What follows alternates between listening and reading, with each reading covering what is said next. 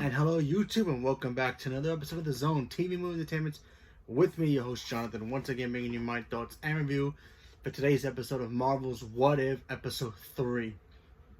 Now, this episode has some spoilers, so if you don't want to know, run. Run, go watch it, come back, watch this, and we can discuss it. Because honestly, there's a lot to talk about here. So, let's begin. First of all, this episode is awesome. Second, this episode takes a dark turn, and it really shows how this, this what if story that Marvel's now, bringing forth into the MCU can really, bring in cool ideas and different situations that actually be kind of cool to actually see maybe one day on the big screen. But, but it is canon, so, I'm glad that we get to see kind of like an animated forms, because it does help show, like I said before, show, what the Marvel creators can do and cook up in their little kitchen of what they call the writer's room. So, in this situation, you have Nick Fury is, he's getting ready to, I guess, recruit the Avengers. Now, this does take place during the events of a couple of Marvel films from Phase 1 before the Avengers situation. Takes place during the events of Iron Man 2, The Incredible Hulk, Thor, all wrapped up into one. So, and we get to see a lot of it as well play out here, and also little tweaks here and there as well, and obviously showing what actually would have happened if certain things didn't happen. So we all know that Nick Fury in Phase 1, before we knew about Captain Marvel, he had an idea to bring together a group of remarkable people together, and he wanted to bring in, so that way if there's big global threats or galactic threats or whatever, he had the Avengers ready to go. So he had his team ready to go. He just wanted to make sure he had every piece that he needed. Unfortunately, with this episode, we got to see the situations where each member of the future Avengers, remember they haven't teamed up yet or met each other yet, get taken out one by one. And I'm not talking about taken out like they're going to be in the hospital for like a week or two. No, take out permanently. So if you guys remember the events of Iron Man 2 when he had the arc reactor in his chest and he needed to find the second form of that arc reactor because the first one was killing him, and then of course they went to the donut shop to talk to him about his wild behavior because Iron Man thought he was going to die. He gets injected with that nano thing that, Natasha gave him to kind of temporarily heal him so he can figure out the second, element of that. Well, he gets shot with it, and unfortunately something happens where he actually dies. Now, Natasha Romanoff ends up getting blamed for it, for, injecting him with something, and it kills him. He literally collapses to the floor and he dies. Then it goes to, and this is great. Like, they really planned this really, really well. Because like I said, it shows the events of all the MCU movies, minus Captain America First Avenger, throughout Phase 1. Then it goes to Thor, the hammer in New Mexico. Obviously, we didn't get to see Jane Foster in here, but I'm pretty sure we will eventually see her down the road. But it picks up where Thor was going to that little base that S.H.I.E.L.D. made around the hammer that landed in New Mexico to go get it. Hawkeye was there. That was the first cameo where we saw Hawkeye, Jeremy Renner. I'm not sure he did the voice, but Hawkeye was there. He was basically getting ready to take him out, and then somehow shoot Thor before he even grabbed the hammer and gets shot right through the chest and dies as well. Hawkeye gets blamed. He gets thrown in the cell. Nick Fury and Agent Coulson are played by Clark Gregg, by the way. I'm pretty sure Clark Gregg did play his voice, so that was cool. They're not sure what's going on. They're trying to figure it out. Now they got Natasha on the run, and now Clinton is also behind bars. And then they try to question the poor man. He gets cut off as well. Ends up dead. How does he get killed? Well, we'll find out later in the episode. Then it goes to Natasha trying to find Bruce Banner to protect him before he gets knocked off the list as well. And then we find Bruce Banner. Now, I do find it very cool and also very, very odd that they did this.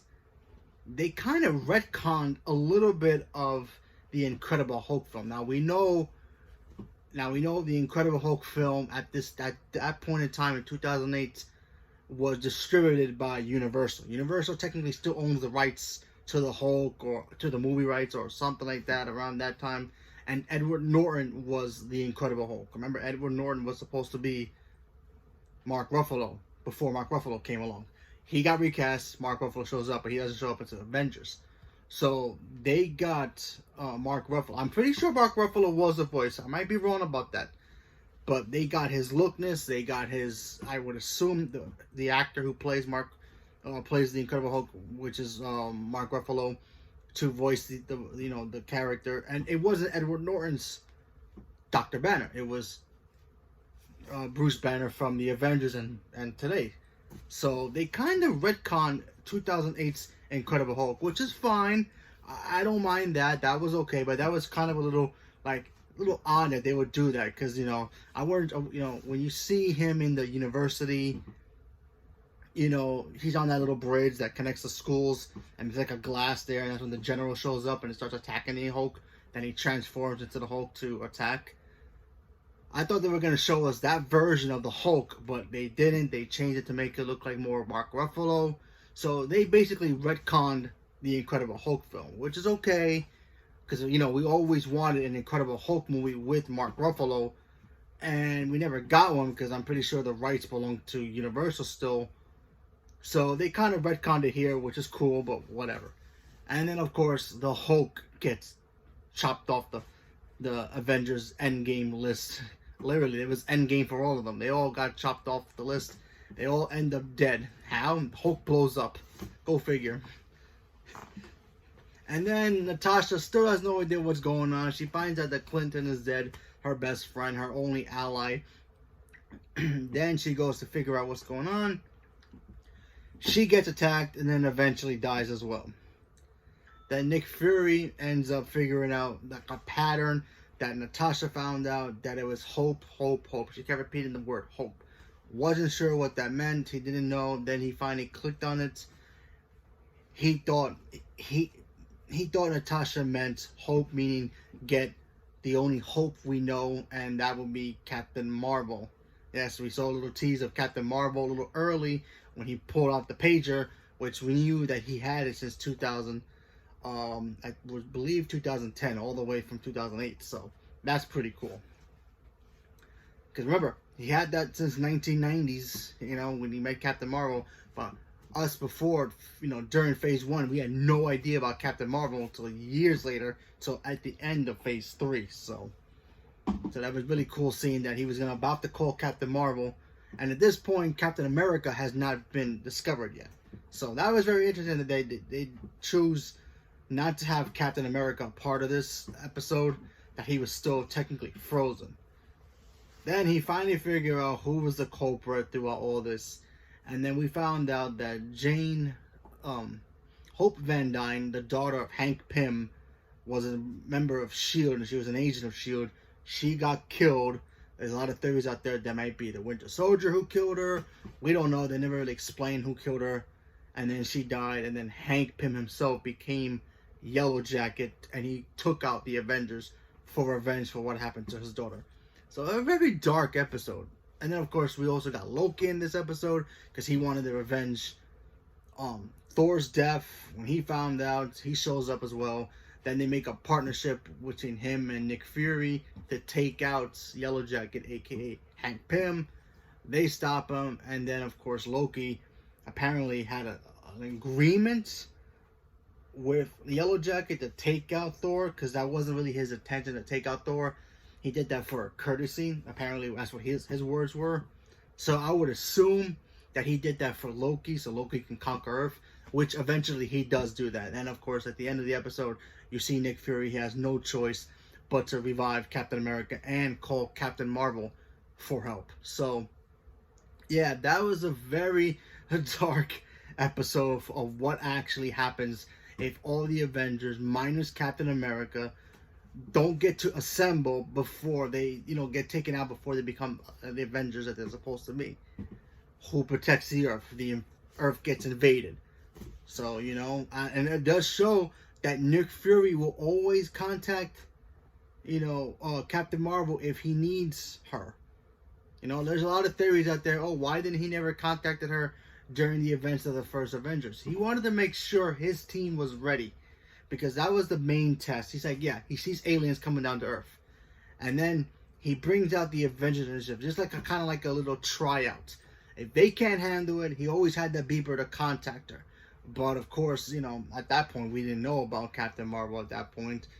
But years later, we found out that Kevin Feige said something about that Nick Fury wanted to test out the Avengers, and if they failed, obviously he would have called Captain Marvel and take out the Chitauri army. But in this What If episode, it shows what happens if they all got taken out before they were able to assemble as a team. So that was very interesting storytelling of what they would have done if there was no Avengers to avenge the Earth and protect it.